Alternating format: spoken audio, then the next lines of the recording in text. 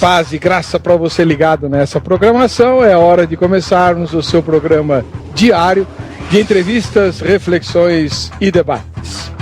E hoje nós vamos fazer uma entrevista. Pode até se transformar num debate, eu não sei, mas nós temos a alegria de inaugurar as entrevistas de 2013 no Vejam Só com uma das pessoas mais eruditas entre o mundo reformado brasileiro, né? Ele que é expoente da teologia calvinista, teologia reformada, equilibrada, biblicista, doutor em hermenêutica, que é a ciência que examina as formas de se interpretar a palavra de Deus, chanceler da Universidade Presbiteriana Mackenzie há 10 anos, né? E um dos grandes incentivadores do estudo teológico, da erudição teológica bíblica no nosso país. Reverendo Augustus Nicodemos Lopes está conosco e vai ser entrevistado, tirando as dúvidas que todos nós temos a respeito dos pontos complicados da teologia reformada e também dos ensinamentos da palavra de Deus. Principalmente porque ele é um dos pouquíssimos teólogos que eu conheço que tem um dom de explicar e tornar fáceis de compreender os grandes mistérios da palavra de Deus. Está no ar o Vejam Só.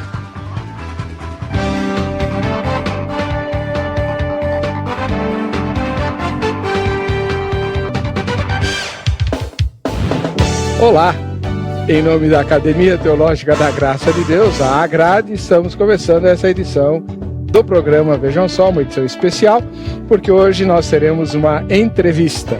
Está conosco o reverendo Augustus Nicodemos Gomes Lopes, né, que é o chanceler da Universidade Presbiteriana Mackenzie, além de professor, teólogo, escritor, pastor, né? Eu só não sei o que ele não é. Seja bem-vindo, reverendo Augustus Nicodemos. Paz e graça. Muito obrigado, Weber. Muito obrigado pelo convite para estar aqui. Estou muito honrado em voltar ao programa. Espero não decepcionar. Mas não vai mesmo. Reverendo, além de todas as atividades que o senhor exerce, o senhor também pastoreia uma igreja presbiteriana, né? Juntamente com o reverendo Leandro, se não me engano. Exato. E onde fica a igreja? Ela fica na Zona Sul, no bairro de Santa Amaro. E funciona normalmente aos domingos, temos durante a semana estudos bíblicos e todos os nossos telespectadores são muito bem-vindos para uma visitinha lá. O endereço e os detalhes maiores é só procurar na internet, Igreja Presbiteriana de Santo Amaro, cai bem em cima. Muito agradecido pela presença do senhor. Abriu espaço na sua agenda concorridíssima para estar conosco aqui no Vejam Só. E para nos ajudar a entrevistar o reverendo Augusto Nicodemos Lopes, nós trouxemos um professor de teologia, o professor da Academia Teológica da Graça de Deus, a AGRADE, que patrocina o nosso programa. É o professor Júlio César Silveira Silva, que você já conhece de outros debates aqui no Vejam Só. Professor Júlio, paz e graça. Paz e graça, Heber. Agradeço aí a oportunidade de participar, agora colaborando aí na sua função aí. Exatamente. O irmão é de origem reformada também, não é? Isso, eu estive na Igreja Presbiteriana do Brasil até o ano de 2004. Agora o senhor está no Caminho da Graça. Isso, Estação São Paulo, na Vila Mariana. Em frente à Estação Vila Mariana. Exatamente. Avenida Lins de Vasconcelos, 3390. Nos reunimos aos domingos às 18h30. E lá na grade o irmão está dando aula de? No momento nós retomamos, começamos uma nova turma de Teologia Sistemática. Só, né? Logo começaremos uma outra de Filosofia da Religião. Tá, muito bem. Muito obrigado, professor. Eu agradeço. Bom, o reverendo Augusto Nicodemos é famoso aqui no Brasil por várias razões, entre elas por causa das suas obras. Conheça um pouquinho do trabalho do reverendo Augusto Nicodemos Lopes na matéria que você vai assistir agora. Vejam só. No final do ano passado, o reverendo Augustus Nicodemos lançou o livro Culto Segundo Deus, que traz críticas e observações a respeito de um esfriamento das igrejas evangélicas no Brasil. O Culto Segundo Deus fala dos princípios da adoração a Deus e expõe problemas abordados pelo profeta Malaquias no Antigo Testamento, mas que continuam presentes na igreja atual. Malaquias, cujo significado é meu mensageiro, foi o último livro a ser escrito no Velho Testamento entre os anos de 458 e 445 a.C. O profeta foi contemporâneo de Esdras e Neemias no pós-exílio babilônico. Ele foi designado para falar a um povo desanimado e cheio de dúvidas, que experimentava a miséria, a seca, a adversidade econômica e a desilusão em relação a Deus. O profeta era um escritor corajoso e severo, empenhado em chamar o povo para voltar ao relacionamento que havia perdido com o Senhor. Seu livro registra o último apelo a Israel antes do encerramento do Antigo Testamento e lembra o amor de Deus para com o povo, exortando-o quanto à desonra e à falta de reciprocidade ao amor divino. Um contexto bastante semelhante ao da Igreja Evangélica Brasileira de hoje, em que a adoração a Deus parece não surtir efeitos na vida dos fiéis. Numa analogia feita entre os judeus do Velho Testamento e os atuais cristãos brasileiros, em seu livro Augustus Nicodemos afirma que ambos os povos têm nos bens materiais a medida de avaliação do amor de Deus. Para Nicodemos, o maior problema das pessoas não é o financeiro, mas espiritual, e isto tem ficado em segundo plano na vida de muitos cristãos da atualidade. Hoje, em entrevista especial, o reverendo Augustus Nicodemos vai falar a respeito do seu livro Culto Segundo Deus e outros assuntos abordados no programa Vejam Só. Maravilha, muito bom. Então hoje não é exatamente um debate, mas você aproveita para tirar suas dúvidas sobre a Bíblia e a teologia. Não é todo dia que a gente tem um teólogo aqui não, hein? E hoje nós temos um dos expoentes da teologia reformada bíblica, né? Isso é, depois durante o programa eu vou pedir para o senhor fazer um comentáriozinho a respeito dessa questão. Mas eu queria começar as perguntas, reverendo,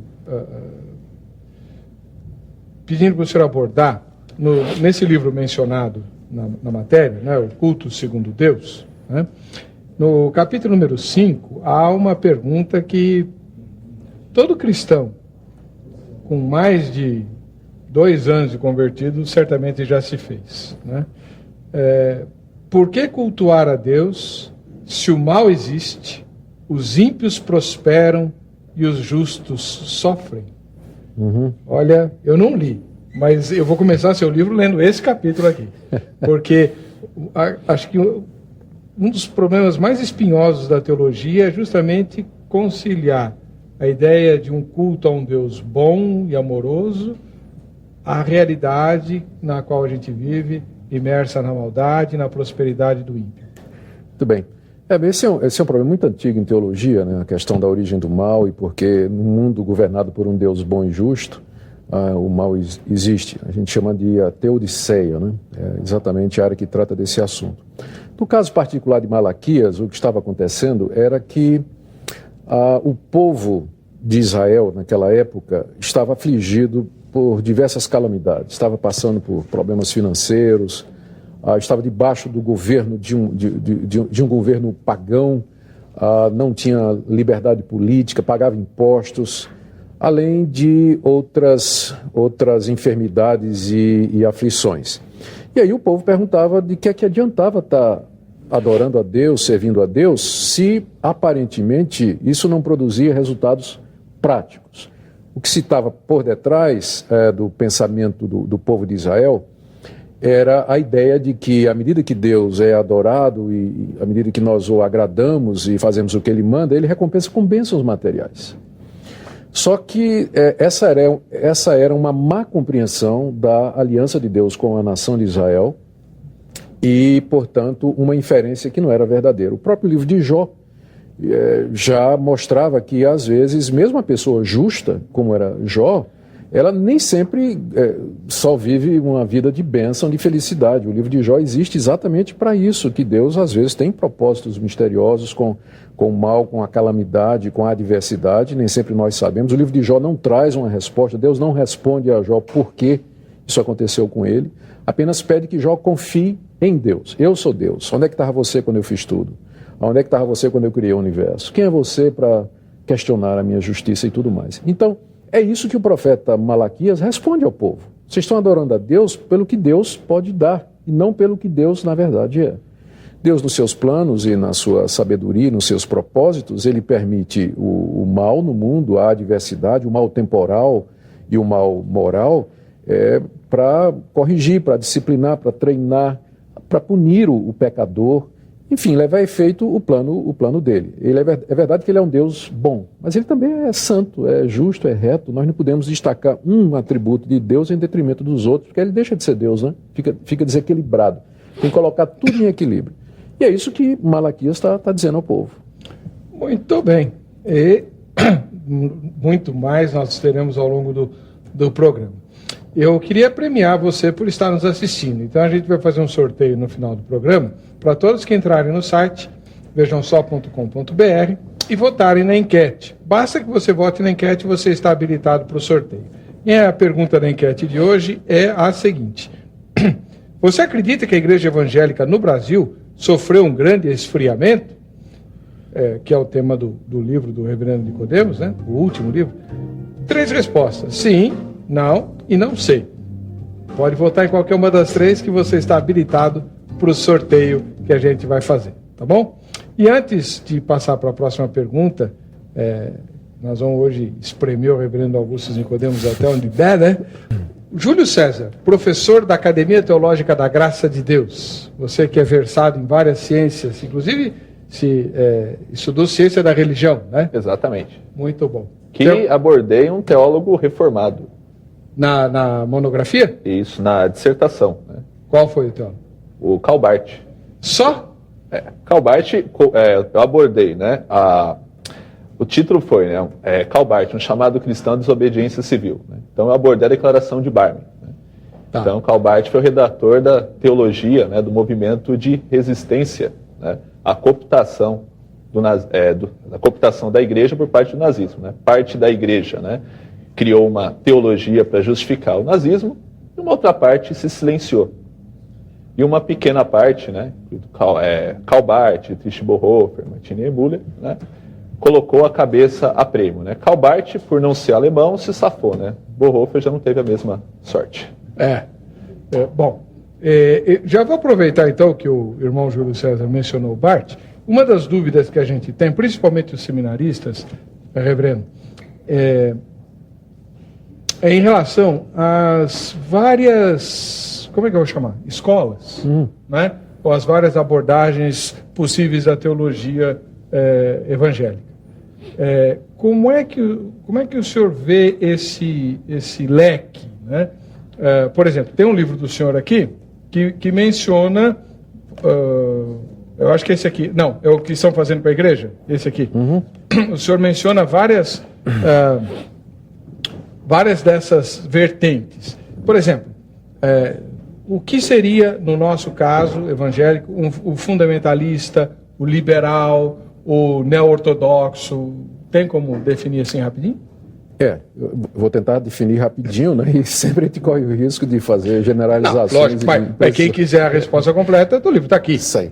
Né? O que estão fazendo com a igreja. Muito bem. Eu acho que a melhor maneira de definir esses grupos tem a ver com a postura deles em relação à Escritura, à Bíblia, à Palavra de Deus. O fundamentalista, os grupos fundamentalistas receberam esse nome porque na compreensão deles, isso aí eu estou falando no final do século XIX, início do século XX, na compreensão deles, existem alguns pontos que são fundamentais na teologia cristã e que estão claramente expostos na Bíblia, como, por exemplo, a divindade de Cristo, a autoridade da Escritura, a ressurreição literal de Cristo, a realidade dos milagres, que Cristo morreu pelos nossos pecados para nos salvar mediante a fé. Então, esses pontos são considerados fundamentais por esse grupo e são inegociáveis. Então, qualquer grupo, qualquer pessoa que se diga cristã, mas que não adere a esse grupo, então os fundamentalistas têm dificuldade em considerá-los como cristãos.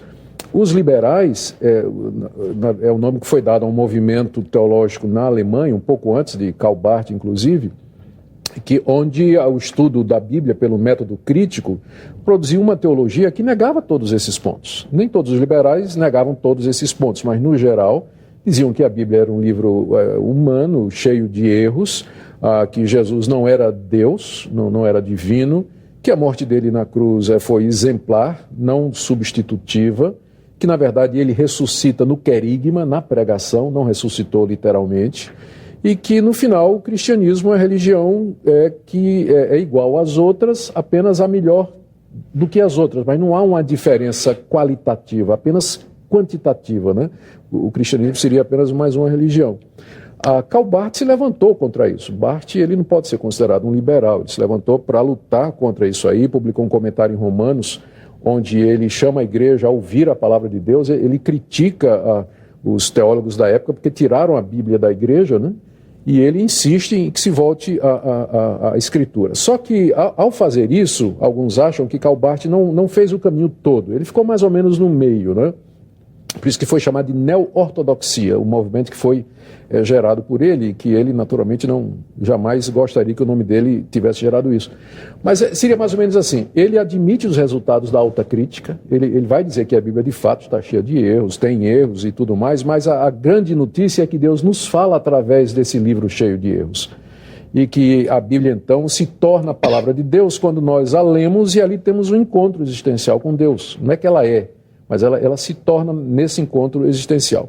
Então a gente deve agradecer a Barth os esforços que ele fez contra o liberalismo teológico, que é tremendamente destrutivo para a igreja, mas por outro lado o pessoal mais conservador dentro do cristianismo histórico gostaria que ele tivesse se livrado mais do ranço do método histórico crítico e abraçado a Bíblia realmente como a palavra infalível de Deus completamente. Então seriam essas diferenças. Já que você é especialista na área, tem alguma pergunta sobre isso? Então, a teologia reformada, como bem abordou o pastor, ela tem várias linhas, várias abordagens, várias versões, vamos assim dizer. No seu livro, A Bíblia e seus Intérpretes, o senhor reconhece que há dificuldades na Bíblia, então fica implícito ao reconhecimento que há aparentes contradições, disparidades, mas que o senhor prefere acreditar que se deve a uma dificuldade nossa e que num futuro aquilo que parece contraditório pode encontrar uma solução, né? Em última instância, o senhor está fazendo também uma aposta, vamos assim dizer, de fé, né?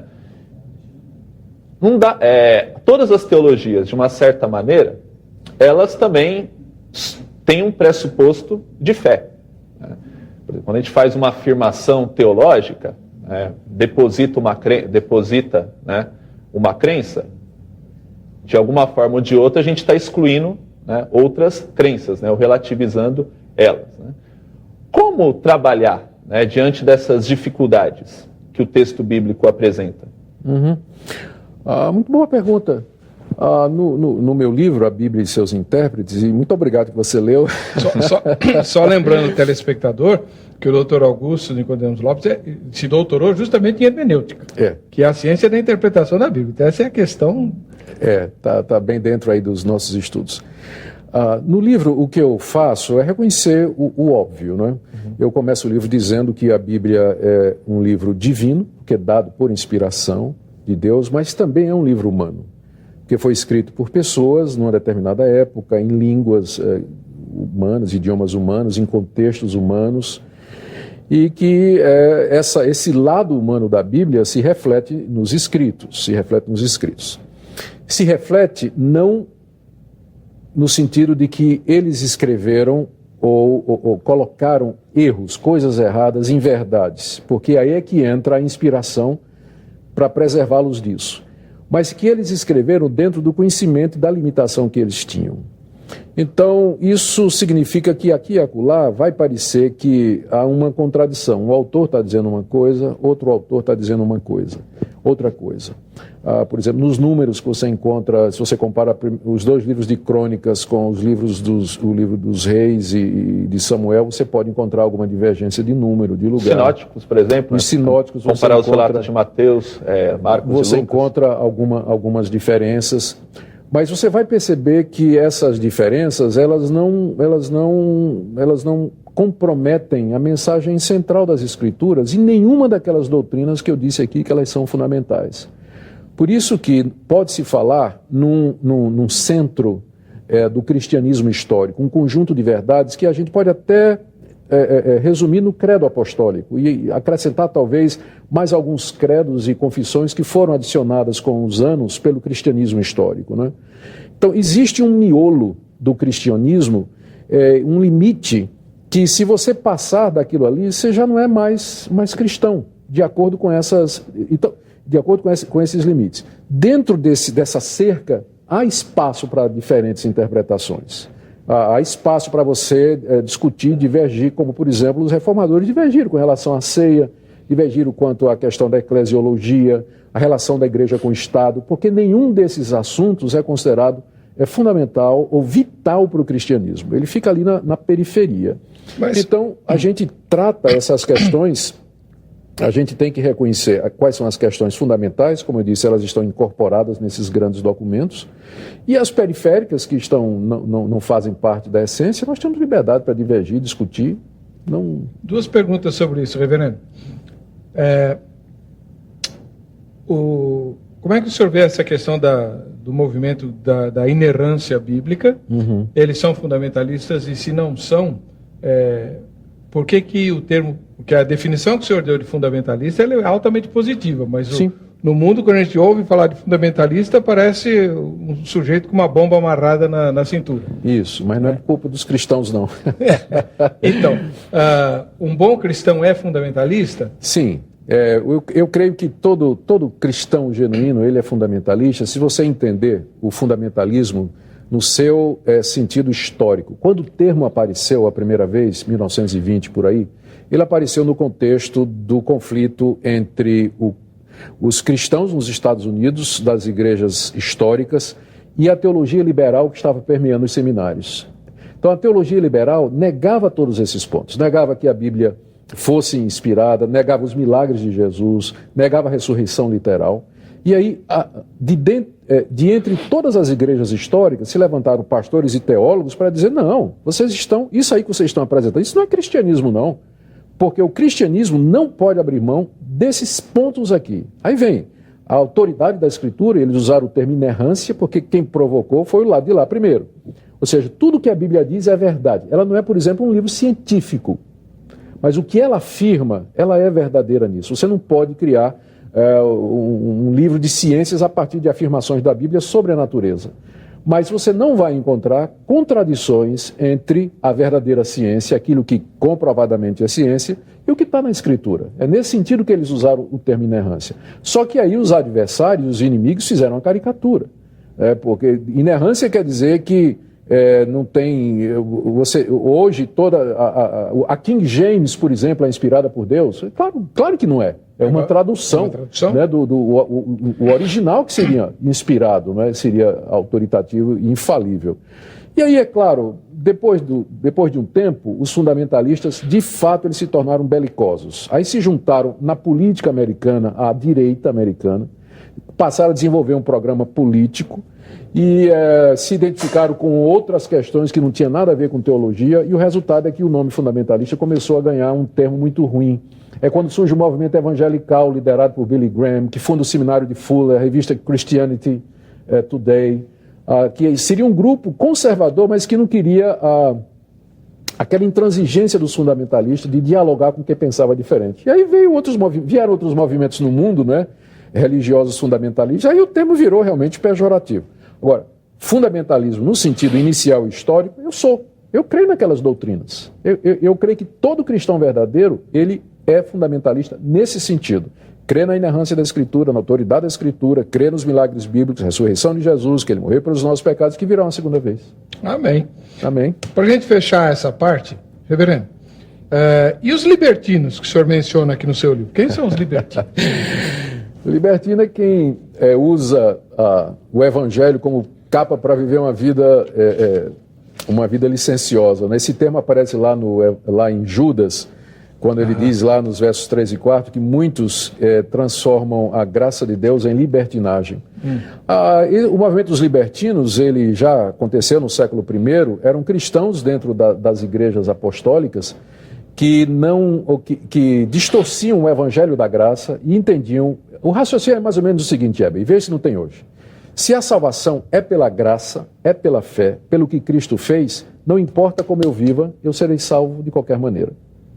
Então, era isso que eles estavam dizendo, que a salvação se resumia simplesmente ao perdão de pecados, esquecendo que a graça de Deus, ela não somente nos livra da culpa do pecado, mas do poder do pecado, da presença do pecado, da influência do pecado em nossa vida. Então, o libertino é quem pega o evangelho pela metade. Ele diz, eu estou salvo pela graça e eu vou viver de qualquer maneira. Você encontra hoje muita gente assim, vivendo aí de qualquer maneira, praticando sexo livre, vivendo em imoralidade, viciado em pornografia e dizendo assim, Deus é amor, Deus é bom, Deus é misericórdia, Ele não vai ligar para o que eu estou fazendo, porque no fim eu acredito em Cristo, no fim vai tudo dar certo. Esse pessoal vai ter uma surpresa, na hora da morte ou no dia do juízo. Quer fazer alguma pergunta sobre isso?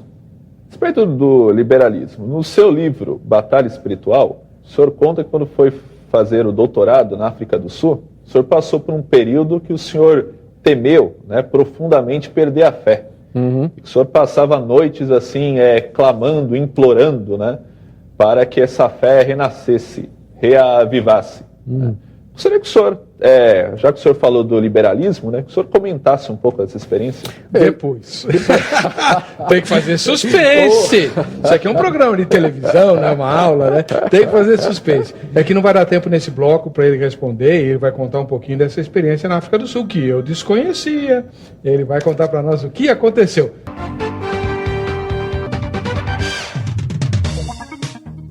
Ok, estamos voltando com o programa Vejam Só. Muito obrigado pelo carinho da sua audiência. Bom ter você aí. Toda noite a gente sorteia um brinde para os telespectadores. Eu, se pudesse, mandaria para todo mundo. Não pode, então a gente sorteia um só. É só entrar no site vejamsó.com.br, botar na enquete e você estará habilitado. O brinde de hoje é lá da escola onde o professor Júlio César trabalha. Ele que está aqui hoje me ajudando a entrevistar o reverendo Augusto Nicodemos. Ele trabalha na Agrade, Academia Teológica da Graça de Deus.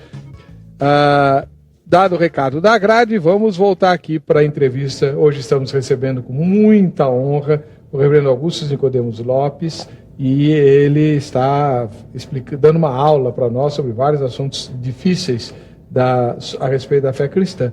E o professor Júlio César, que é extremamente instigante, né, fez uma pergunta a respeito de uma experiência difícil que eu desconhecia, que o reverendo Augusto teria passado lá na África do Sul.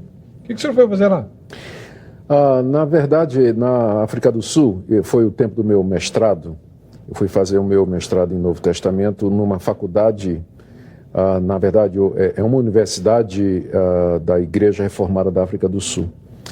E de lá eu fui fazer o doutorado nos Estados Unidos com cursos na Holanda, que foi onde realmente aconteceu essa experiência que o nosso Júlio César estava mencionando. Lá na Holanda eu tive um orientador que foi colocado intencionalmente para orientar os meus estudos, porque a minha postura como conservador era bem conhecida e fazia parte do programa expor os alunos à diversidade. Uhum. Então, lá na Holanda, eles me designaram um orientador que, para você ter uma ideia, Heber, pouco tempo depois de eu ter saído de lá da Holanda, concluído o doutorado, esse pastor, ele apresentou no sínodo da Igreja Reformada da Holanda uma proposta para que a igreja abandonasse a tese de que Jesus morreu pelos nossos pecados e que adotasse a tese exemplarista, que Jesus morreu para dar o exemplo para nós, de como a gente deveria ir até o fim para poder fazer a vontade de Deus. Como um mártir. Como um mártir. Nada de substituição, nada de pagamento de culpa. Então entre ele e Estevão não tinha diferença nenhuma. Pois é, não tinha diferença nenhuma. Então, esse foi o professor que me orientou lá na Holanda. Misericórdia, hein? Então, quando eu chego lá na Holanda, ele então me recomenda, me passa como leitura obrigatória, livros de muitos liberais, gente que tinha um pensamento igual ao dele, que eu já conhecia, já tinha lido muita coisa, mas durante assim 1 ano e meio, a dieta que eu tive de leitura foi só desse pessoal completamente, eu vou dizer até ateu, não é ateu disfarçado, claro, né? Não cria em nada, agnóstico, solapando, mostrando, argumentando, trazendo críticas e trazendo argumentos. Pessoal bem preparado, pessoal muito culto e tudo mais. Então, Eu acho difícil uma pessoa que não tem fundamentação, ela ler ou estudar isso durante muito tempo e pelo menos se sentir, começar a dizer, peraí, né? Começar a fazer perguntas, a se questionar.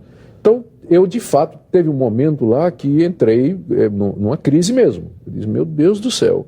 E que eu mal conseguia falar com Deus. Mas o tempo todo, isso aí durou mais ou menos um mês, mas durante esse tempo, né, de crise intelectual e tudo mais, eu não conseguia virar as costas para Deus, Heber. Mesmo que eu estava com dúvidas, questionamentos, mas eu não conseguia abandonar Deus.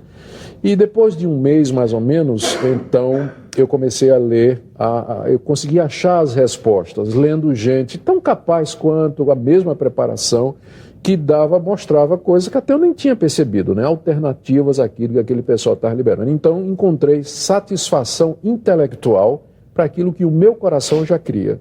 E saí de lá mais convencido do que entrei, a respeito da fé bíblica, da autoridade da Escritura. Eu posso dizer que eu cheguei muito próximo do outro lado, li esse pessoal todinho, vi a argumentação e eu não vejo razão nenhuma hoje para abandonar minha confiança na autoridade da Escritura, na sua infalibilidade, em tudo que ela diz. Passei realmente pela fornalha e graças a Deus ele me preservou. Eu tinha um professor que diria que foi o método de Deus para temperar o irmão. Temperar no sentido que se faz com aço, né? Com certeza. Eu acho que eu voltei um crente melhor do que eu fui. Então, exatamente.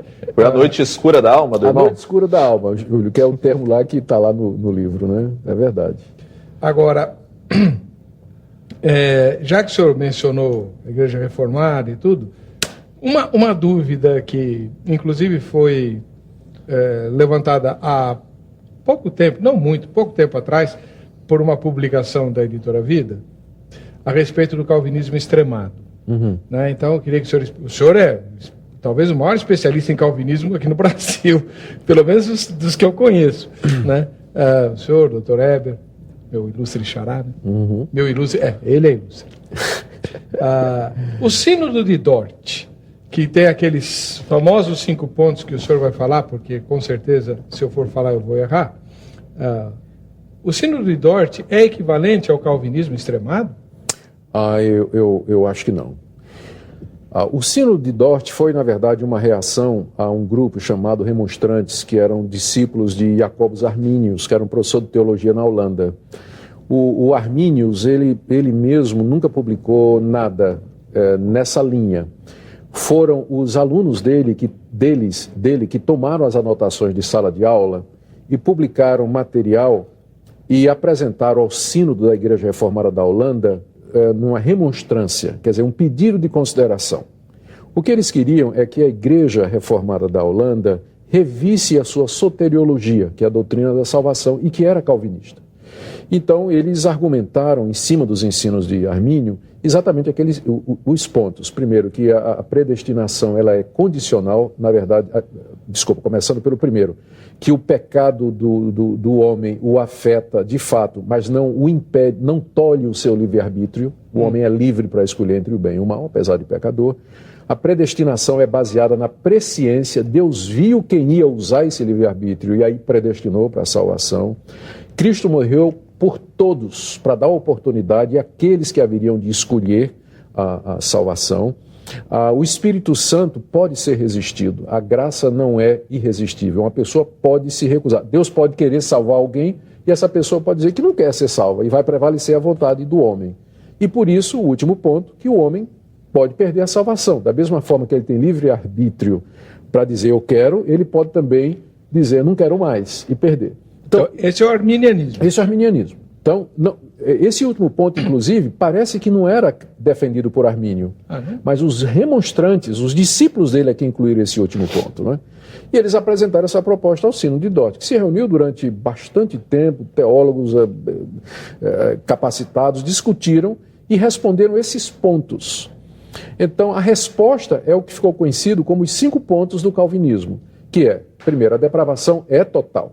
O pecado atingiu a gente de tal maneira que o homem ele não é mais livre para escolher, ele é sempre inclinado para o mal. Portanto, não se pode falar de um arbítrio que seja livre, porque é inclinado para o mal. Logo, a predestinação não pode ser na base da presciência, porque se Deus for deixar para ver quem vai escolher, ninguém vai. O homem é contra Deus. Então, a predestinação não é baseada na presciência, mas na soberana vontade de Deus, que nos é misteriosa. Terceiro, Cristo morreu por todos, no sentido de que há poder no sangue dele para salvar todo pecador, mas eficazmente ele morre pelos eleitos, por aqueles que vão crer. Deus, no tempo certo, chama irresistivelmente os eleitos pela pregação da palavra ou quem quer que outro método que ele queira, e porque a salvação, então, do começo ao fim é obra de Deus, o homem não pode perdê-la, porque aí Deus teria que mudar o seu propósito. Então, isso foi erroneamente chamado os 5 pontos do calvinismo. Eu vou dizer por que é erroneamente chamado. Porque dá a impressão que o calvinismo é só isso. E dá a impressão que foi Calvino que escreveu isso aí. Não foi. Foram discípulos de Calvino. Calvino já tinha morrido. Já tinha morrido, fazia 100 e poucos anos, né? Então, foram discípulos de Calvino e que tocaram apenas numa área. O calvinismo é muito mais amplo. Ele envolve uma visão de mundo, uma cosmovisão. Ele entra em áreas muito além da questão da soteriologia. É, na verdade, uma visão completa de realidade, uma forma de enxergar a realidade que vai além apenas desses 5 pontos que se referem à soteriologia. O calvinismo extremado é o pessoal, eu diria, é o pessoal que acha que fora do calvinismo não há salvação. Eu, por exemplo, eu não tenho dificuldade em considerar os arminianos como irmãos em Cristo. Acho que eles estão equivocados, porque na hora que eles se ajoelham para dizer a Deus, para orar, eles vão dizer assim: Deus, eu te agradeço porque o Senhor me salvou. Mas peraí, foi Deus que lhe salvou ou foi você, quando você decidiu o que você queria? Então, para mim, de joelhos, um calvinista e um arminiano não tem diferença. Ele está diante de Deus, ele sabe que ele foi salvo pela graça. Então, eu considero os arminianos como meus irmãos em Cristo. Mas tem calvinistas que acham que não, fora do calvinismo não tem salvação. Isso aí eu considero o hipercalvinismo, calvinismo exagerado, exacerbado. Eu não penso que esse era o pensamento de João Calvino. Isso é uma extrapolação indevida, inclusive. Então, já que a gente está nesse assunto, indo um pouquinho além, a dupla predestinação foi ensinada por Calvino ou não? Essa é uma questão que os calvinistas se perguntam até hoje, porque quando você lê as Institutas de Calvino e quando você lê os comentários de Calvino, tem hora que Calvino parece dizer que Deus predestinou tanto para a salvação quanto para a condenação. E tem hora que Calvino parece dizer que a predestinação ela é para a salvação, não haveria necessidade de Deus predestinar para a condenação, porque o homem, pelos seus pecados, já está perdido. Então a predestinação seria apenas para a salvação. Então os herdeiros de Calvino brigam entre si para saber qual deles, qual grupo está correto. O pessoal que a gente chama de supralapsarianos e o pessoal que se denomina infralapsariano. O infralapsariano, se o latim aqui não me foge, é o que diz que a predestinação ela é feita depois da queda, na sequência lógica na mente de Deus. E o supra, que foi feito antes. O supra é o da dupla predestinação e o infra é o que acha que a predestinação é somente para a salvação, não haver necessidade, já que o homem está perdido, da predestinação para o inferno. Eu, pessoalmente, sou dessa última posição. Eu creio que a eleição é para a salvação. Deus, quando decidiu eleger, ele fez isso contemplando a humanidade perdida. Não havia necessidade de predestinar para a condenação. O homem vai para o inferno por sua responsabilidade. E se ele é salvo, é pela graça de Deus. Quer perguntar? Sim. Eu vou voltar à África do Sul. Né? Vamos lá. Sabemos que a Igreja de Cristo, né, como construção humana, né, ela reproduz os vícios, as contradições, as ambiguidades, feita de gente. Né? Como o senhor não acredita que cabe uma meia-culpa à Igreja Reformada na África do Sul por ter abençoado o apartheid, como também os reformados, algumas linhas reformadas aqui no Brasil, por terem se acompliciado com a ditadura militar? Reverendo Jaime White, né, por exemplo, ele disse que no DOPS, né, ele encontrou muitos presbiterianos por lá. Né? O Mackenzie também é notório também a ligação com grupos assim extremados. Cabe uma meia-culpa sem a gente cair naquela de que, mas teve que adotar essas medidas extremas porque também tinham grupos que pretendiam implantar o modelo extremo oposto. Para a nossa realidade, qual é a meia-culpa que a igreja, no caso a igreja do Senhor, deveria fazer? Nenhuma. Absolutamente nenhuma. A igreja, ela se expressa dentro dos seus contextos. E fica muito fácil para nós olharmos para trás, sem termos vivido a situação, e dizermos que a igreja errou e que a igreja acertou. Há mais coisas a respeito do passado e das posturas da igreja do que a gente sabe. Por exemplo, a questão do apartheid. Todo mundo acha o apartheid, de fato, um crime terrível. E, de fato, foi. Mas você sabe a razão por que o apartheid começou? Você sabe o motivo que levou, primeiro, a igreja a não querer os holandeses, quando chegaram na África do Sul, e se separar das tribos e dos povos? A razão inicial foi que eles não queriam a miscigenação por conta da religião, porque eles temiam que essa miscigenação fosse influenciar de alguma forma a pureza do cristianismo. Então, a intenção não tinha nada a ver com a cor da pele. A intenção era inicialmente uma questão religiosa. Depois, é claro, ela acaba virando uma questão, a geração que vem depois já não tem essa visão e faz essa associação com a cor da pele e com a raça. Nesse ponto, a Igreja da África do Sul fez uma meia-culpa. Não sei se você sabe, mas na África do Sul, a Igreja Reformada tem 3 denominações. Tem uma que promoveu ativamente o apartheid, tá certo? E ela não sei de nenhuma meia-culpa dela. Tem uma que é a maior, que fez uma publicação e oficialmente se desculpou e pediu perdão. E tem outra que sempre foi contra. Então, na verdade, são 3 igrejas e uma delas ela fez a meia-culpa. E elas cooperaram, né, porque a África do Sul, quando o apartheid acabou, eles fizeram uma comissão, equivalente à Comissão da Verdade aqui, né? Eu não lembro o nome que foi dado. Você lembra? Não. E é o Philip Yancey que fala muito disso nos livros dele, que reuniram, então, vítimas e algozes, e os algozes pediram perdão para as vítimas, foram condenados e tal. Mas houve a Comissão da Reconciliação. Sim. Eu acho que a Igreja Reformada cooperou. Ah, sim, participou ativamente disso. Durante o tempo que eu tive na África do Sul, Heber, eu participei de uma comunidade cristã onde o apartheid não funcionava.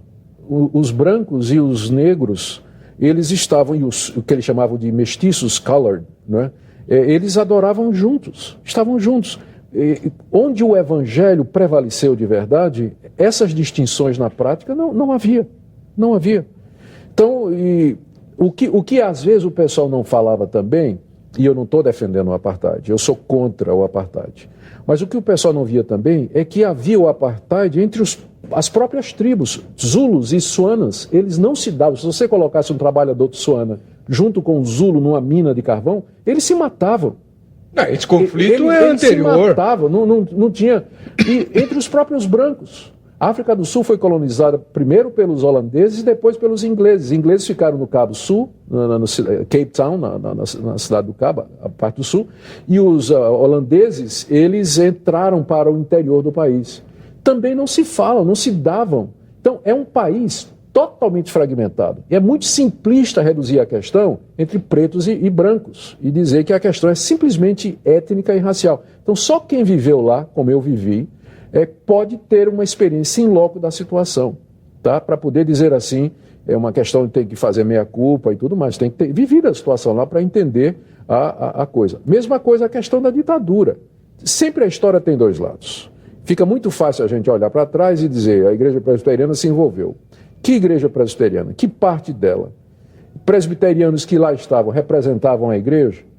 A nossa igreja ela é conciliar, ela tem presbitérios que têm determinadas autonomias. Então, eu não acho que cabe à igreja presbiteriana meia-culpa nenhuma a respeito disso. Pelo que ela pediria perdão? Ela não torturou ninguém, não tirou o direito de ninguém. E se houvesse algum torturador entre os presbiterianos, a culpa não é da igreja? De jeito nenhum. Se a gente soubesse, certamente essa pessoa perderia os seus privilégios de presbiteriano. Por muito menos, presbiterianos perdem o direito de membresia na igreja. Embora essa seja uma questão muito complicada hoje. Sim. Aqui no Brasil, né? Porque se a gente for sempre justificar, né, extremos de um lado pela ameaça de extremos do outro, né, você entra num círculo vicioso sem fim.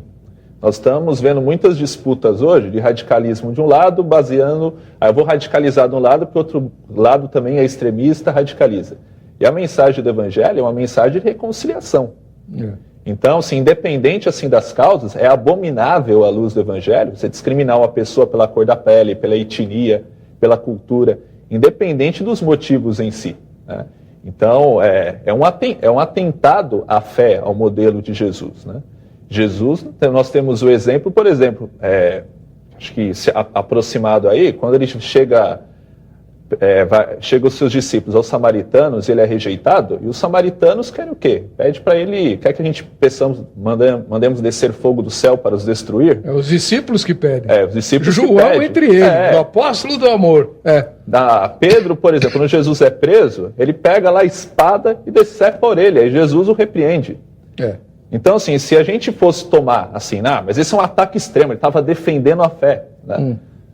Ou a gente age pelo espírito da religião, ou a gente age pelo espírito de Jesus. E no espírito da religião se justifica tudo em nome de tudo, né? No espírito de Jesus a gente tem o desafio de oferecer a outra face, né? É verdade. Quantos anos você tem? Eu tenho 32 anos. É muito novo. Eu tô com quase uns 50 e poucos, né? Então, eu me lembro, eu era garoto, quando instalou-se a Revolução no Brasil, era um período bastante complicado, né, em que houve, de fato, um posicionamento. Por exemplo, eu me lembro de ter lido alguns artigos de um jornalista da minha denominação, que já faleceu, o reverendo Lessa, e ele mencionava que havia uma revista, eu lembro dessa revista que minha mãe assinava, a revista Life, né, e que a Revolução se deu em março, né, dia 31 de março. Na verdade foi dia 1º de abril, mas era feio, então ficou como dia 31 de março. Já em maio, a revista Life publicava artigos elogiando a posição do Exército. Quer dizer, então houve, de fato, um certo alinhamento de algumas igrejas mais tradicionais que vinham receando o avanço do movimento comunista. E não só as igrejas tradicionais. Eu lembro que o pastor Ernesto Nini, que está vivo até hoje, tem 97 anos de idade, ele foi quem começou o movimento de jejum e oração, o Dia Nacional de Jejum e Oração, dia 15 de novembro, todo ano, para clamar a Deus para impedir o avanço comunista no país. Então, houve sim um alinhamento das lideranças evangélicas tradicionais em favor do movimento do exército, né? Por causa do medo que se tinha do avanço comunista. Depois, como aconteceu na África do Sul, a coisa degringolou, né? Mas havia também, mesmo entre aqueles, né, que de certa forma não eram da esquerda, né, apoiaram por um momento o regime militar, né, como o caso do Dom Luciano Mendes, esse que morreu no último ano. Ele era notoriamente, né, contra, né, a ideologia de esquerda, mas ele abrigou vários prisioneiros, né, e falou para os militares isso. Ou seja, eu sou contra, mas eu também não admito tortura. Não vou colaborar. Que eu creio que é a posição correta, né? E eu duvido que tenha dentre esses líderes nacionais que entenderam que na ocasião tinha que orar pelo que estava acontecendo, duvido que qualquer um deles fosse apoiar a tortura ou qualquer outra coisa, né? Isso não existe. Deixa eu só dizer uma coisa aqui. À vontade. O Espírito de Jesus é o Espírito de reconciliação em alguns casos. Porque mesmo Jesus, que fala de reconciliação, pega um chicote e expulsa vendedores do templo. Religiosos. Né? Mas ele faz isso. E ele se vira para os religiosos fariseus, Mateus 23, e pronuncia contra eles um dos discursos mais severos. Então, quando a gente fala a respeito de Jesus, a gente precisa ter cuidado para não passar a impressão de que com Jesus vai tudo, que Jesus aceita tudo e que sempre o caminho de Jesus é esse. Eu vejo Jesus confrontando, eu vejo Jesus inquirindo. Você lê, por exemplo, as cartas de João no livro de Apocalipse, as 7 igrejas, você vê que Jesus está o tempo todo questionando e confrontando e dizendo, se você não se emendar, isso e isso vai acontecer. Então, a gente precisa, quando vai tentar entender a figura de Jesus, ter o quadro completo. Ter o quadro completo para a gente não chegar a uma compreensão equivocada acho que essa fala, do ser do Senhor. Essa fala do senhor retoma um pouquinho aquela explicação que o senhor deu sobre os libertinos, porque o que eu vejo hoje, talvez alguém escreveria dizendo, são os abusadores da graça, né? Que se tomam como discípulos do movimento reformado na medida em que a salvação não depende de nós, depende de Deus, é obra de Deus e, portanto, ela não se perde, e que propõem um discurso, usando a palavra reconciliação, mas num sentido de abuso. Né? Vale tudo, vale para todos, o que tem que prevalecer é o amor e tal. Eles estão alinhados com os libertinos ou os libertinos não têm nada a ver com isso? Eu acho que estão alinhados com os libertinos, porque, veja só, Heber, para haver reconciliação, é necessário que haja arrependimento. O próprio termo reconciliação já pressupõe que há duas partes que estão batendo cabeça uma com a outra. E nos relacionamentos humanos, isso sempre implica que há pecado, houve erro de parte a parte. Para que a reconciliação seja genuína, há necessidade de arrependimento. E para que haja arrependimento, é preciso confronto. Você vê lá, por exemplo, Jesus dizendo, lá em Mateus 18, se o teu irmão pecar contra ti, vai repreendê-lo entre ti e ele só. Se ele não se arrepender, leva 2 ou 3, um petit comité. Se ele não se arrepender, dize à igreja. Se não se arrepender, considera como gentio e publicano. Então Jesus está dando ali o caminho da reconciliação, que passa pelo confronto e pela chamada ao arrependimento e a confissão do erro. Então, se as pessoas não estão dispostas a serem confrontadas, reconhecer os seus pecados e mudarem, é impossível haver reconciliação. Os libertinos não querem essa conversa. Os libertinos querem fazer o que querem e não querem saber de arrependimento, de mudança de vida, porque eles dizem que a graça de Deus e o amor de Deus e o favor de Deus já prescreve isso aí. Eles não estão debaixo do juízo de Deus, porque uma vez que Cristo morreu pelos nossos pecados, não importa o que você faça aqui, Deus vai sempre estar lhe perdoando. Exatamente. Só que o perdão na Escritura, ele está condicionado, como eu disse, ao quebrantamento, ao arrependimento, ao reconhecimento e à entrega completa do ser da vida a Deus. Aí há a verdadeira reconciliação. Eu concordo com o pastor. A graça, ela pressupõe o arrependimento, né? Sem arrependimento, graça não é graça, é graxa, né? Agora, Jesus, ele convida ao arrependimento, um grupo religioso, por exemplo, os fariseus, que não tinham nada de libertino, né? Era um grupo que confiava muito na sua moral, na sua virtude, verdade, gente da cátedra, é isso aí. Doutores, então, gente que dizia que via. E Jesus diz, aí é o problema, né? Porque se vocês fossem cegos, né, vocês, entre aspas, não teriam nenhuma culpa, né? Então, de fato, há esses grupos, né? Mas há muitos também, né, que resistem ao arrependimento porque se escudam na religião, nos poderes que ela confere. Escudam-se na moral, escudam na boa virtude. E para esses que Jesus também chama o arrependimento. Sim, o chamado é geral. Jesus chamou ao arrependimento Zaqueu, que não tinha nada de religioso. A mulher que foi apanhada de adultério, Jesus diz, vai e não peques mais. Jesus chama ao arrependimento de todos. Nicodemos, todos, manda nascer de novo. Nicodemos. Não tem... Então, eu acho complicado você pegar os religiosos como sendo o ápice ou o ícone do mal, quando na Escritura eles são apenas uma parte. Você vai ver que a luta de Jesus não é somente contra os fariseus.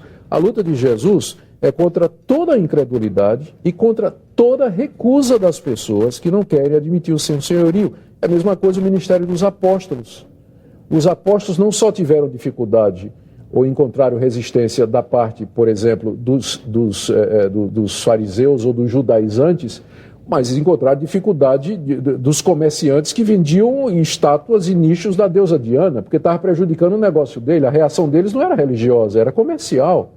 Então, é muito difícil você reduzir a oposição a Jesus apenas à questão religiosa, porque a incredulidade e a hostilidade a Deus você vai encontrar em todas as categorias. O religioso é apenas uma delas. Os herodianos não eram religiosos. Não, era um partido político. Exatamente. E que não queriam perder o status quo. Eu vou chamar um intervalo. No próximo bloco é imperdível.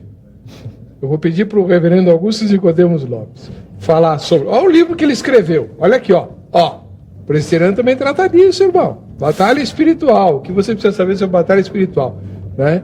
Nós não falamos nada do demônio ainda, então ele vai ter que falar um pouquinho aqui, do capeta chifrudo. Vou pedir para ele falar também sobre a questão do teísmo aberto, que, aliás, o senhor ficou notabilizado no mundo neopentecostal por causa da questão do teísmo aberto, né? E tem uma perguntinha simplíssima aqui no site. Uma pergunta ao reverendo Augusto Nicodemos. Sei que o reverendo segue a teologia reformada, portanto minha pergunta é: em que consiste a teologia reformada? E por que temos que segui-la? E no que ela difere das outras teologias? Bobagem.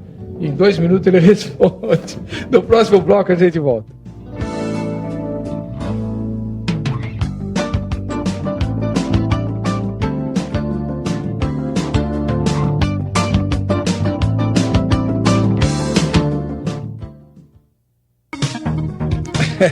Estamos voltando com o programa, vejam só. Que bom ter você aí, né? Uma alegria tê-lo como nosso telespectador.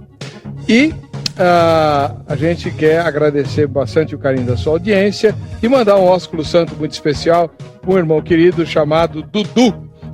Ele é lá do Mato Grosso, né? E ele faz charges, ele desenha charges.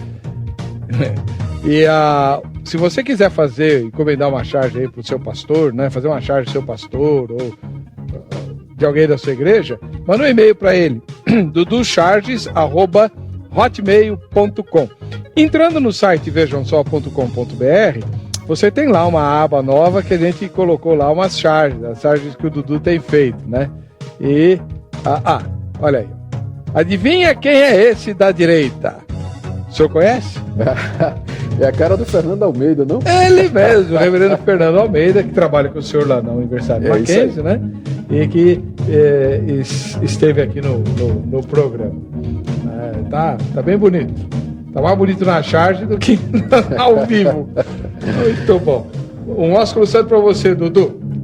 Hoje o programa é especial, nós estamos entrevistando o reverendo Augusto Nicodemos Lopes, que, entre outras coisas, muitas, né, é escritor de livros. E ele escreveu esse livro aqui, O que você precisa saber sobre batalha espiritual.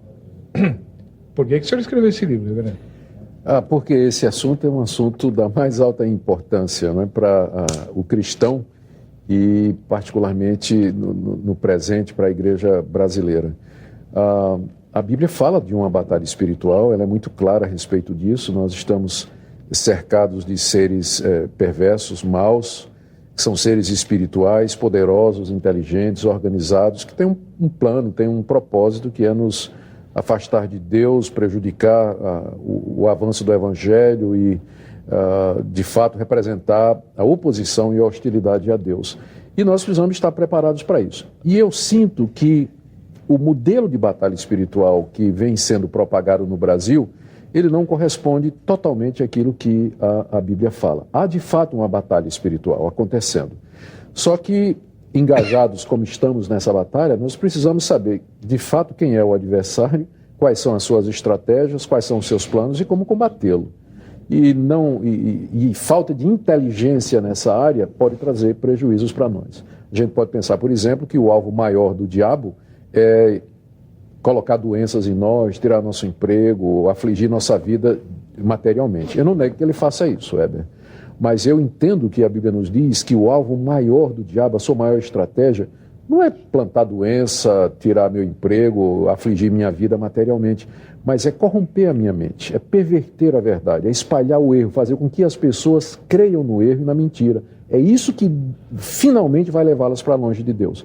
Então, esse livro tem como objetivo mostrar o que é a batalha espiritual de acordo com o que a palavra de Deus diz. Foi por isso que eu escrevi. Então, na esteira dessas questões, dessas confusões que o diabo faz na mente, na nossa mente, existe um movimento aí que foi bastante forte e, de repente, sofreu um refluxo, né? Acabou isolado.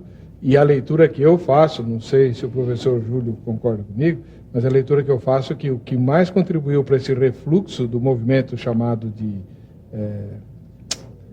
teísmo aberto foi justamente um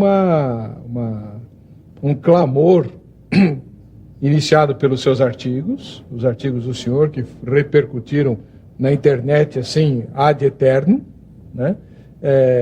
Foram parar em boletim de igreja local, enfim.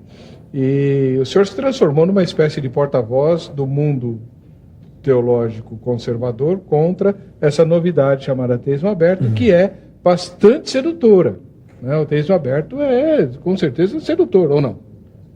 Sim, é uma espécie de antropologia, né? Porque o Deus do teísmo aberto, né, de certa forma, ele é a projeção de uma aspiração humana, né? De um Deus que pode ser modelado, de um Deus que evolui, né? Então, é muito fácil assim, né, filosoficamente, a gente adequar, né, a evolução humana à evolução divina, como um processo de aprendizado. Bom, se a gente parte desse pressuposto, fica complicado, porque daí nós já não sabemos mais em quem nós temos crido, né? E pior do que isso, o que eu acho que era muito sedutor no movimento do teísmo aberto, era que poupava Deus das desgraças acontecidas no mundo, né? Que, não resta dúvida, para quem crê na soberania de Deus, fica difícil. Mas filosoficamente não é tão problemático assim. Como assim, filosoficamente? Se nós pensarmos um Deus cristão, é um dilema, assim, como pode um Deus amoroso, né, permitir que tenha tanta miséria, né, pessoas assim, morrendo de subnutrição, pessoas estupradas, pessoas violentadas, discriminadas. Esse é um dilema. Mas, filosoficamente, por que se existe um Deus, ele tem que ser bom? Por que não pode ser um Deus assim, que gosta de pregar peça nos seres humanos, gosta de tapeá-los, gosta de ludibriá-los, como um demiurgo, né, os deuses gregos? Então, assim, esse é um problema, mas não é um problema geral. Mas não é esse o Deus da Bíblia? Esse não é o Deus da Bíblia, mas o que acontece quando nós colocamos como um Deus, nós já estamos limitando uma representação de Deus. Mas o teísmo aberto não nasceu entre cristãos? Cria-se essa dificuldade. Mas, por exemplo, os japoneses, quando aconteceu essa tragédia aí, né, o terremoto. O terremoto, né?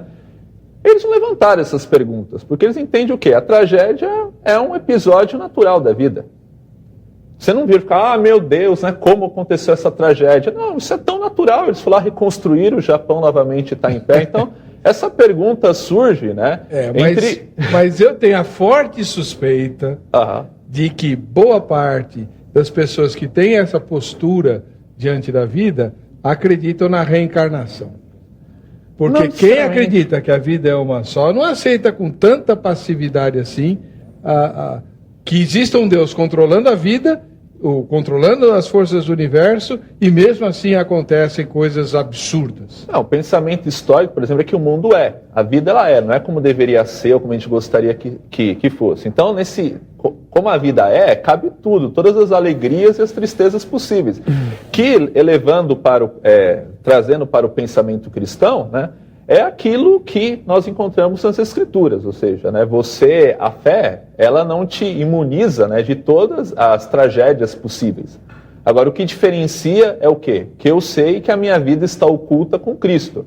Então, por exemplo, se nós vivermos mais 10, 50 anos, ou se nós sairmos aqui da gravação do programa, sermos assaltados e assassinados, não faz a menor diferença, porque a nossa vida já está oculta. Assim, essa pergunta fica para quem ainda não passou. Mas não faz o menor sentido mais para quem já saiu dessa dimensão. Não sei. Do ponto de vista acadêmico, isso faz sentido, mas eu estava lendo um dos expoentes aí, que o senhor deve conhecer de cor, do teísmo aberto, que ele dizia assim: eu não consigo chegar para uma mãe cuja filhinha de 6 anos foi estuprada e dizer o que o professor acabou de falar. Não, ela tem que ser consolada, ela tem que ser abraçada. E ela vai perguntar: reverendo, onde estava Deus quando aquele desgraçado fez o que fez com a minha filha? Como é que o senhor lidou com essas questões?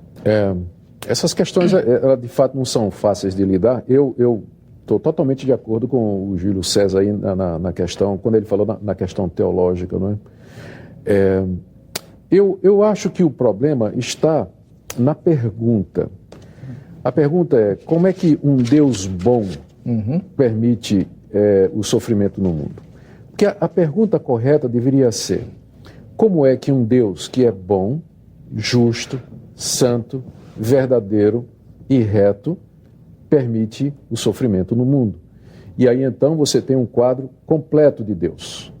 Ele não somente é bom, mas ele também é justo, ele também é reto, ele é verdadeiro. Isso significa que no universo dele, onde o pecado existe, sempre haverá consequências. Deus não vai nos livrar sempre das consequências do pecado.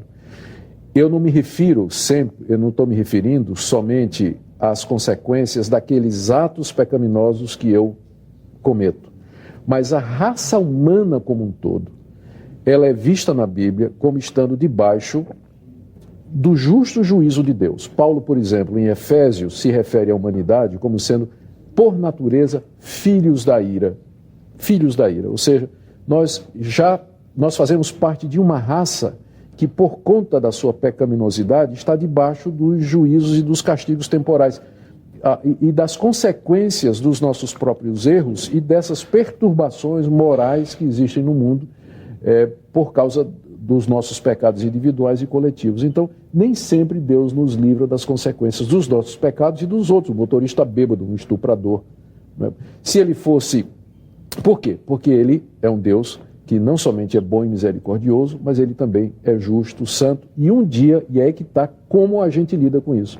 Filha, isso aconteceu, mas você tem que saber que Deus, pensando no caso da menina que foi maltratada, isso aconteceu, Deus está aqui, nós vamos orar, vamos nos recuperar disso aqui, e você pode ter certeza que Deus tem estabelecido um dia em que ele vai com justiça julgar o mundo. Isso não vai passar em branco, filha, porque há um Deus que é justo, é um Deus que é reto, nos planos misteriosos dele. Isso aconteceu com você. Mas você pode saber que Deus viu e que na hora dele, no tempo dele, a maneira dele, a pessoa que fez isso, ela vai pagar por isso. E você pode até saber que Deus receberá essa pessoa se essa pessoa se arrepender do que fez. Vamos orar por essa pessoa. Vamos pedir a Deus que toque o coração dela, que mude a vida dela, para que ela se converta e um dia ela possa chegar a você e quem sabe até pedir perdão. Então, tem como consolar. Agora, não tem como consolar dizendo, aconteceu porque Deus nem sabia o que ia acontecer, nem tinha poder para evitar e também não vai ter poder para punir. Isso é que não consola. A soberania de Deus e um Deus forte, aí sim ele é uma rocha para nós, mesmo quando essas coisas acontecem e parecem assim tão terríveis, como de fato são. Mas é nesse Deus soberano que nós vamos encontrar conforto. Não tem onde encontrar outro conforto. Não tem outro lugar para encontrar conforto a não ser nele. O senhor acha que essa postura teológica morreu? Você fala do teísmo aberto? Eu acho que sim. Não totalmente, não é? Na verdade, essa postura ela é muito antiga. Ela, na verdade, é uma forma moderna de socinianismo. Os socinianos, há 4 séculos atrás, 3 séculos e meio atrás, eles já estavam levantando essa questão se Deus de fato conhecia o futuro, se Deus tinha algum controle. Então isso que a gente chama de teísmo aberto é uma versão requentada dessa heresia antiga, não é? E ela pode passar um tempo aqui apagada, mas vai voltar. Sempre o ser humano vai, como disse o Júlio César, querer humanizar Deus ou projetar Deus à sua própria imagem e semelhança. Mas só complementando, né, como o pastor colocou, né, você pega todas essas ideias, né, e você vai assim no núcleo duro mesmo, são velhas ideias recalchutadas, assim, que tomaram um banho de loja. É isso aí. Não existe nada totalmente novo, né? Todas as ideias que nós pensamos que seja original, na verdade, o máximo pode ser na indumentária, pode ser no revestimento, mas o núcleo duro mesmo delas. Então você remonta a Ário, você remonta a Marcião. Exatamente. Eu não sei se eu posso dizer mais alguma coisa sobre isso para ajudar a compreender. Eu acredito que, pelo menos aqui no Brasil, o que motivou essa postura de que Deus não conhece o futuro, na verdade foi um raciocínio lógico. Um raciocínio lógico. A ideia é a seguinte: não estou dizendo que eu concordo com isso, estou dizendo que essa foi a sequência lógica e teológica nos proponentes da ideia. Se o homem é totalmente livre, e ele precisa ser totalmente livre, Deus não pode nem conhecer o futuro, Porque se Deus sabe o que eu vou fazer daqui a 10 minutos, então aquela decisão já não pode ser mudada. Porque Deus já sabe. Então, para que eu seja totalmente livre, eu não somente tenho que negar a soberania de Deus, mas eu tenho que negar a presciência de Deus e a onisciência de Deus, para que eu possa afirmar a plena liberdade humana. Porque, não é verdade? Se Deus sabe que quando sair daqui eu vou tomar um sorvete de morango ali na esquina, então, num certo sentido, o futuro já está fixo. Sim. Né? Então eu tenho que negar não somente a soberania, mas a onisciência de Deus e a presciência de Deus. É por isso que quando essa teologia apareceu, a reação não foi dos calvinistas só. A reação foi, inclusive, dos arminianos. A reação foi de todo o grupo evangélico, de todas, porque ameaçava uma doutrina central e querida para todos, independente de ser arminiano, calvinista, que é exatamente que Deus, ele é onisciente, que ele conhece o futuro. Então, eu creio que esse foi o raciocínio que levou a essa postura extremada.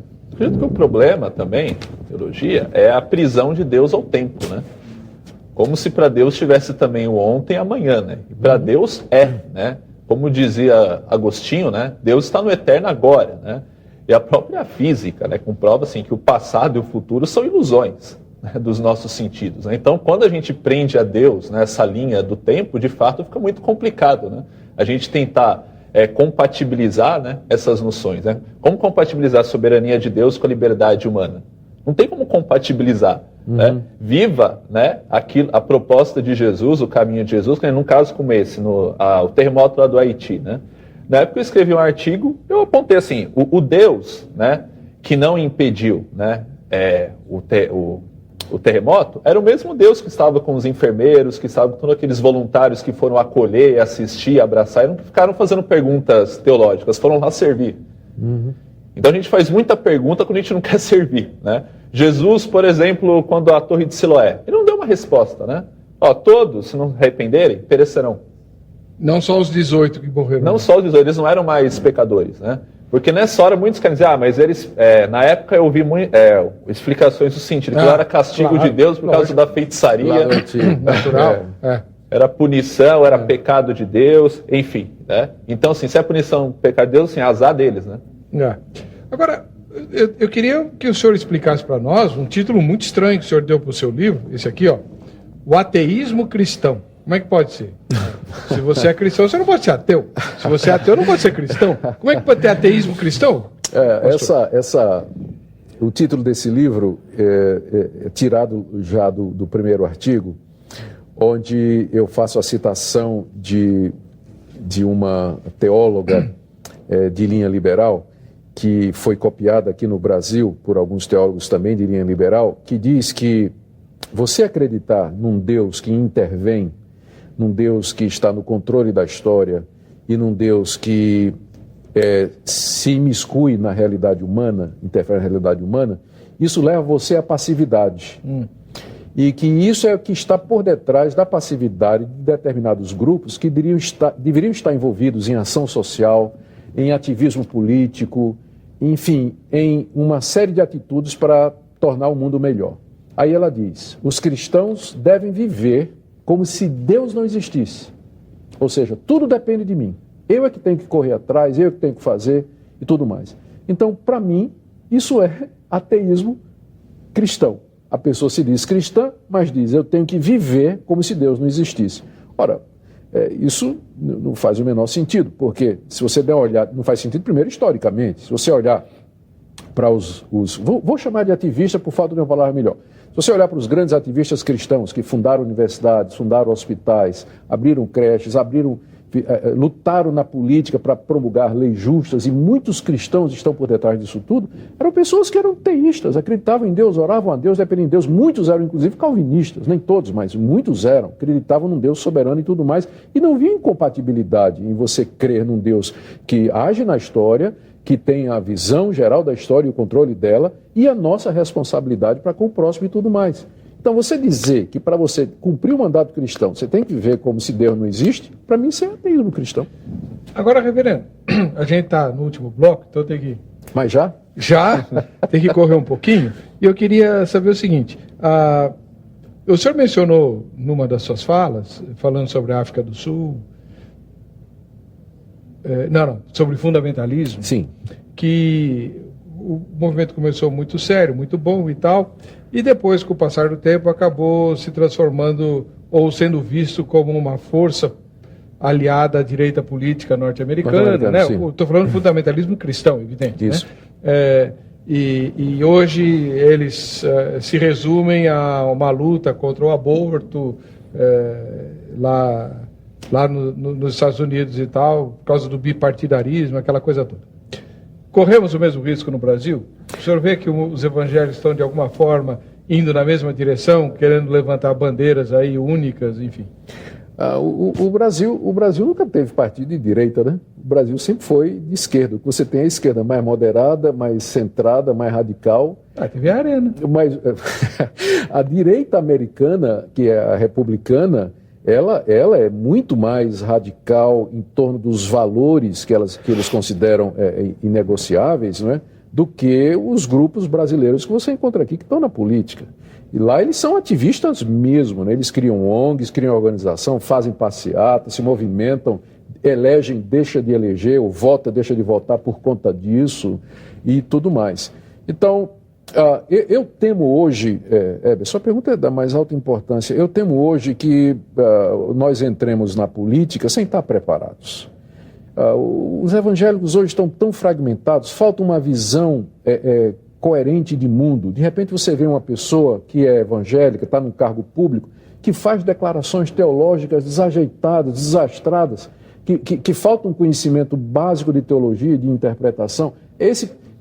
Aí, quando ele é criticado, a lama respinga em todos nós. Verdade. Respinga em todos nós. Aliás, eu tenho até uma postura que pode parecer um pouco radical, mas eu acho, por exemplo, uma pessoa que é pastor e que ganhou popularidade ou que se projetou como pastor, se ele pretende ou aspira a um cargo político, devia renunciar.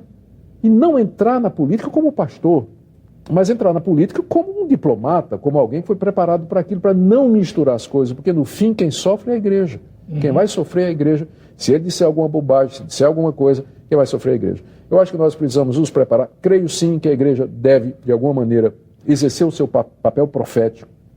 Ela deve falar ao Estado, ela deve orar pelos governantes, ela deve preparar jovens com a vocação política e ajudá-los a desempenhar o papel. Acho que o político evangélico ele tem que ser político do brasileiro, ele tem que legislar em favor do brasileiro, ele não é despachante de igreja, mas ele tem que ver o bem público de todos, indistintamente, e não ficar lá simplesmente defendendo os interesses da igreja, que precisam ser defendidos, mas defendidos porque amparados pela Constituição, porque nós somos brasileiros, temos direito de expressão, direito de consciência, direito de fala, direito de ter os nossos cultos e de dizer o que se pensa, sem ofensa, é claro. Mas isso todo cidadão brasileiro tem, não é só o evangélico. Então, eu acho que a igreja está despreparada, eu não sei bem o que fazer a essa altura, porque eu acho que já perdemos muito tempo, mas eu creio que é necessário que os evangélicos levem a sério essa questão da participação dos evangélicos na política, porque se não for gente preparada, vai acontecer, infelizmente, o que a gente tem visto por aí. Tem um nome que tem uma atuação destacada, que é a Igreja Presbiteriana, inclusive o Henrique Afonso, né? Não sei se o senhor conhece o Henrique Afonso. Conhece, por exemplo, de Gema. Temos o trabalho do Carlos Alberto Bezerra, deputado estadual, no combate ao trabalho escravo, à violência infantil. Trabalho da Marina Silva também, referência internacional. Agora, é curioso que essas figuras elas são conhecidas não por serem evangélicas, mas pela militância, né? Pelas causas de interesse público. O que é bom. O que é ótimo. O que é ótimo. É isso aí. Agora, bom, enfim. É a velha história, né? Uma questão até vai ser tema da próxima semana ou da outra aqui no Vejam Só. Será que os evangélicos se uniriam para apoiar um candidato evangélico à presidência? Porque nada nos une. Se a Dilma quiser falar com os católicos, ela fala com a CNBB. E se ela quiser falar com os evangélicos? Ela vai ter que reunir uns 200 negros lá para... Não é? É verdade. Bom, o Marcos Feliciano, por exemplo, está no olho do furacão. Lembremos, né? Ele é um partido de sustentação da Dilma. No segundo turno da eleição em 2010, ele gravou um vídeo assim, enaltecendo, né, o presidente Lula, né, reconhecendo que ele muitas vezes foi preconceituoso, né, e pedindo, né, afiançando a palavra dele, né, para que os evangélicos votassem na Dilma, junto com outras lideranças. Sim. Agora, como o pastor colocou ali, o problema é o despreparo, né? E também o fisiologismo, o oportunismo. Por exemplo, nós vemos assim, pastores, né? Não vou falar o nome que de repente pode comprometer, né? Mas assim, eles usam a bandeira do combate à militância gay, bate gay. Então, assim, até no segundo turno de São Paulo dizia que ia acabar com o candidato Haddad. Mas no Rio de Janeiro apoia escancaradamente um prefeito que promove uma agenda gay. E daí você começa a perguntar assim, o que está por trás disso, né? Porque os dois pesos e duas medidas, né? Só não falo porque estou como visita aqui, não quero causar problemas para vocês. O Jetson de Caicó, no Rio Grande do Norte. Gosto muito do programa, assisto sempre que posso. E eu acredito que a Igreja de Jesus tem muita fome da presença de Deus e muitas vezes querem mais e mais do Espírito Santo. No entanto, a falta de conhecimento e de entendimento da palavra de Deus e a falta da busca por intimidade com o Senhor deixa muitas pessoas frias ou desanimadas. A igreja precisa buscar mais o avivamento e o entendimento da palavra. Quando conseguirem isso, chegará o ânimo e a vontade de servir mais a Jesus. Muito bom. Bom. Lá em Caicó. O Lucas Andrade Dantas, de Betim, em Minas Gerais. Paz do Senhor, reverendo Augusto Nicodemos. Estava olhando na internet e vi alguns livros seus. Para o senhor, o que é uma igreja complicada? É a igreja de Corinto, né? Que o livro... Vou te mostrar aqui. Esse livro, ele foi escrito... Na verdade, ele é um comentário nos primeiros 4 capítulos da carta... eu falei Efésios, na verdade é Coríntios, né? São os 4 primeiros capítulos da carta que Paulo escreve aos Coríntios, a primeira carta, onde ele trata da questão das divisões que havia na igreja, formação de grupos e um tipo de ministério, Weber, que não era saudável, né? Uma visão que os coríntios tinham a respeito dos líderes cristãos, em que eles faziam comparações e se exaltavam a favor de um contra outro, e é um retrato muito próximo do que a gente vê aqui no Brasil. Então, na verdade, embora o título se refira à igreja de Corinto, mas ele pode muito bem ser transposto para a igreja evangélica brasileira no que se refere ao divisionismo e o surgimento de ministérios que, acredito, não são saudáveis biblicamente. Rapidinho, se isso é possível. Qual a diferença entre fatalismo e predestinação? Você quer que responda rápido isso aí? Se é possível. O fatalismo, ele exclui qualquer participação humana. Na visão fatalista, o homem se reduz a um mero autômato, a um robô, uma marionete. Na visão bíblica da predestinação, há a inclusão em paralelo da responsabilidade humana e da atuação do homem. Ou seja, a visão bíblica da predestinação coloca lado a lado como 2 trilhos, como os trilhos de um trem, correndo lado a lado, a soberania de Deus, a predestinação, e a responsabilidade humana. Não se tocam, a Bíblia não explica como é que eles se tocam, mas afirma ambos. Então, a soberania de Deus corre paralela à responsabilidade humana. E os 2 trilhos, eles se encontram lá no horizonte, né, quando a gente olha, e é lá na eternidade que a gente vai ver a solução final para isso. No fatalismo, não há espaço para a responsabilidade humana. Mas na doutrina bíblica da predestinação, a responsabilidade humana, eu não estou falando de livre-arbítrio, estou falando da responsabilidade humana, anda lado a lado com a soberana predestinação de Deus. Isso resume várias perguntas que foram feitas aqui endereçadas ao Senhor, né? E o Fábio Coutinho, de Campinas, diz que a igreja sofre com o mundanismo e, ao invés da igreja ir ao mundo, o mundo entrou na igreja. Os crentes do Brasil experimentam uma melhora da vida material, o que é bom, mas acabaram deixando de lado o seu dever como crente, né? É isso aí. Eu lembro que um dos fundadores da minha denominação falava que conhecia o crente por 2 coisas: a guarda do domingo e a fidelidade no dízimo. Puxa, isso já era, né? Isso foi lá em 1900 e nada, né? Pois é, fidelidade ao domingo, como é que é? A guarda do domingo fidelidade e a fidelidade do dízimo. Era como ele conhecia os crentes. Isso aí. Reverendo Augusto Nicodemos Gomes Lopes, ministro da Igreja Presbiteriana do Brasil, um dos maiores expoentes brasileiros do pensamento reformado, chanceler da Universidade Presbiteriana Mackenzie há mais de 10 anos, professor, escritor, teólogo e, acima de tudo, servo de Deus, humilde, aceitou nosso convite. Muito obrigado, que Deus o abençoe grandemente. Obrigado, Weber. Quero agradecer também ao professor Júlio César, ministro, professor da Academia Teológica da Graça de Deus, que me ajudou aqui a entrevistar o reverendo Augusto Nicodemos e a trazer esclarecimentos. O contato dos dois está no site vejamsó.com.br. Se você quiser endereçar perguntas ao reverendo Nicodemos ou ao professor Júlio, fique à vontade. Se eles vão responder, eu não sei, porque o tempo deles é limitado, né? Eu respondo, só não garanto em quanto tempo, mas respondo. Então tá bom. Mesma coisa. Muito bom. Vamos ver quem é que vai levar a camiseta da Agrade para casa. Jaime Soares Ribeiro, de Emilianópolis. Não sei onde fica essa cidade. Para você que fica com a gente, que fica com essa programação, a paz e a graça de Jesus. Nós nos encontraremos no próximo Vejam Só.